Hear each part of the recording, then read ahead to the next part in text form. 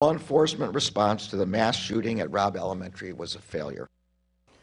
That bold statement coming from U.S. Attorney General Merrick Garland as we begin with Uvalde and the nearly 600-page Justice Department report. Yeah, the vast report slams local police officials for their response to that 2022 shooting at Robb Elementary School, where you'll remember 19 children and 2 teachers were killed. Now, the report cites, quote, cascading failures of leadership, decision-making, tactics, policy, and training, both prior and during that massacre. The Justice Department says the single biggest failure that day was that police did not immediately understand an active shooter was still on the loose and waited 77 minutes before confronting the gunman, all while innocent children were still in danger. We're grateful that we got what we have right now because it's probably the most updated information that any of us have gotten. This is probably the most extensive piece that we have about all of the failures that happened that day. Now, the Justice Department interviewed more than 200 people and analyzed 13,000 pieces of evidence, all related to that report.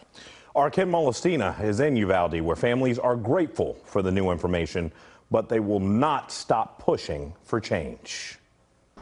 Well, good morning. I can tell you that the past couple of days down here in Uvalde, they have been filled with so much emotion for these families. They say they expected the DOJ report would prove what they already knew, that the response here to Robb Elementary was, in fact, a failure. But now they say there's a sense of fear because they want those that are responsible for the failures to be held accountable, but they say they don't think that's going to happen.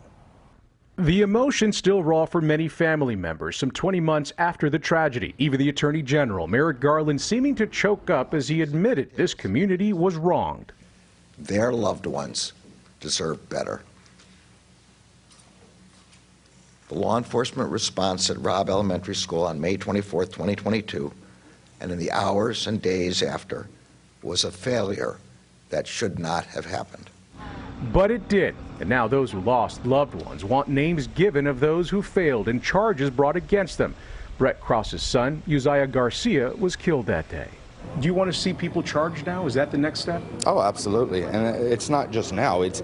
They need to be. You know, Mariano Pargas, who was a county commissioner, was the acting chief of police that day. He had the information that there were children still trapped in there with the shooter, and he did absolutely nothing. For Xavier Lopez's mother, Felicia, there is irony in the findings because her son wanted to grow up and become a police officer. So knowing that that was his dream and they're the ones that let him down is very disappointing. Is there any way that this town can have confidence in their law enforcement again? No. They done lost all that. They lost all my respect. Even if they replace them, there'll be no confidence. These grieving families say they won't rest until those responsible for the failures are held accountable.